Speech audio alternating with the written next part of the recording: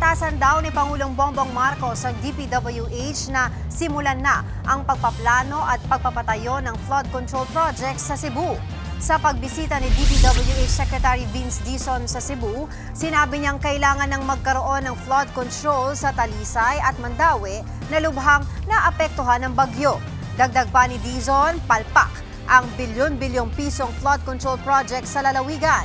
Hindi na raw dapat maulit ang bahang nangyari sa Cebu.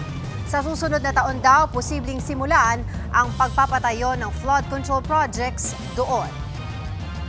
We have to start planning and start building the right flood control mitigation projects in Cebu, in Talisay, in Mandaue. What's important to the President is to make sure that this never happens again. Mga kapatid, Angela Lagunsad Castro po para sa komprehensibo at makabuluhang balitaan at talakayan. Mag-follow at subscribe na sa social media pages ng News 5.